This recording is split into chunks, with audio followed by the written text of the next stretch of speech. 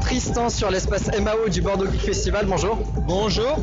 Est-ce que tu peux te présenter, nous dire en quelques mots qui tu es, ce que tu fais? Moi c'est Tristan, voilà, sous le nom d'artiste IMC. Donc je suis venu sous l'invitation de Moucha qui m'a proposé de venir sur le BGF pour présenter un peu mon univers sonore. Essayer de faire découvrir au maximum de gens ce que j'utilise dans les conditions réelles, on va dire. Qu'est-ce que tu présentes aujourd'hui sur le stand pour les visiteurs? Alors, tout un bunch, on va dire un tas de boîtes à rythme. C'est que il y a des synthés, boîtes à rythme, un contrôleur qui contrôle Ableton, des choses où ils peuvent s'amuser en fait, jammer, faire un peu ce qu'ils veulent. Et concernant l'ambiance au Bordeaux Geek Festival, que penses-tu de l'ambiance? Je trouve ça super cool là pour l'instant. C'est le début, mais bon, on voit qu'il y a déjà de l'animation, les cosplays qui viennent régaler, qui foutent leurs grosses pattes de chien sur les pattes, c'est cool. Et voilà, non, c'est super cool hein, le Bordeaux Geek.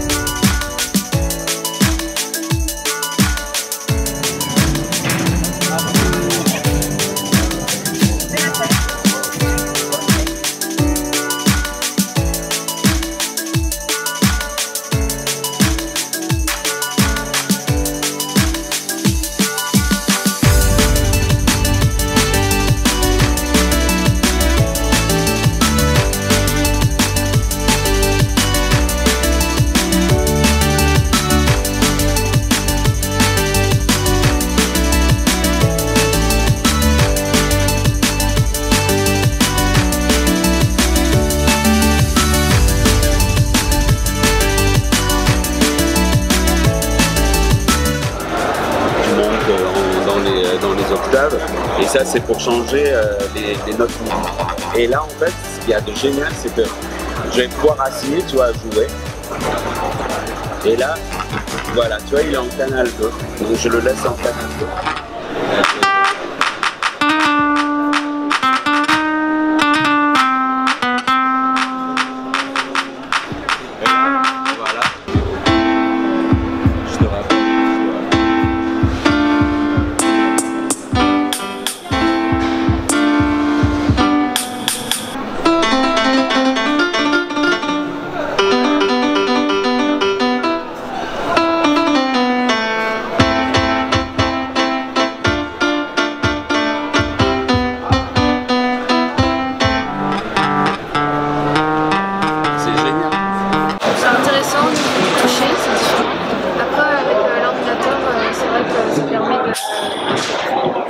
Changer d'instrument assez facilement et d'être vraiment sur l'instrument. C'est ça, c'est ça.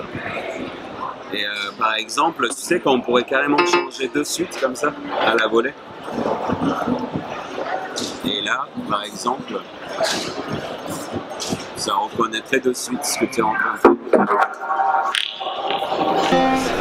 Bon, tu vois, par exemple, celui-là, là, je peux le mettre sur celui-là.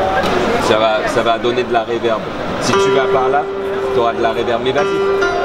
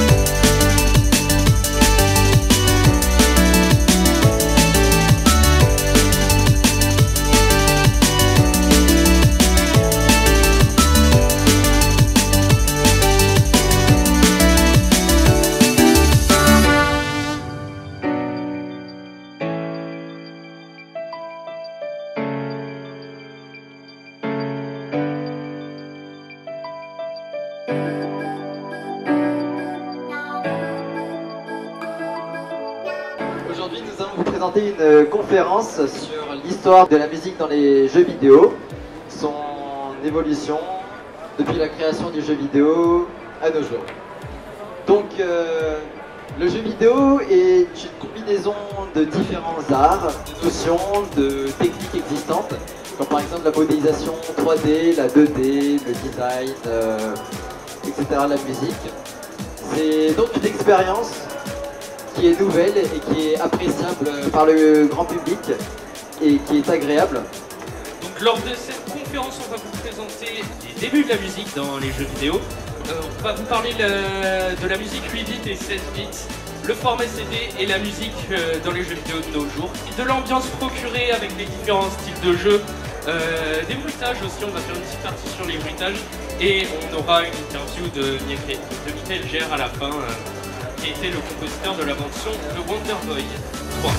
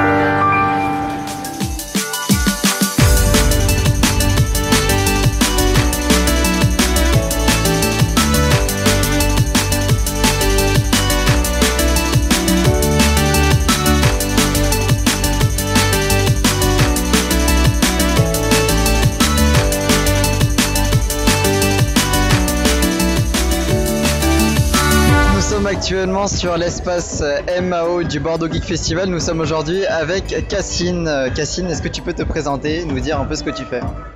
Oui, bonjour, donc moi je suis musicienne à la base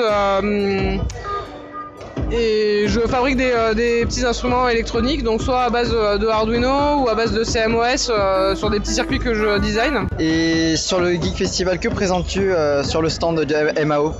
Alors du coup là sur le stand j'ai ramené entre autres des synthétiseurs 8 bits qui donc génèrent de la musique à partir d'un algorithme, un matrix mixer, différentes machines que je fabrique. Donc là on peut voir on a des machines qui sont faites avec des Tupperware. Oui c'est ça. Alors, oui en fait donc elles sont dans les Tupperware parce que c'est vrai que c'est pratique parce que ça isole d'un point de vue électrique le plastique, voilà, c'est fantastique. Et puis d'une manière générale j'essaie toujours dans ma démarche d'utiliser aussi des matériaux de récup en fait un peu. C'est pour ça aussi qu'il y en a certains qui sont dans des emballages alimentaires récupérés. Voilà. Mais ces synthés là sont donc basés sur du Arduino qui est un microcontrôleur. On voit des boîtes d'aliments, on voit une cassette ici, pas mal de choses assez originales. Quel est ton parcours pour en arriver là? En fait moi j'ai commencé la musique électronique il y a quelques années et au départ j'achetais du matériel et c'est vrai que ça coûte très vite cher. Et puis aussi il y avait une volonté de comprendre ce qui se passe en fait au niveau de la synthèse sonore, la façon dont ça fonctionne.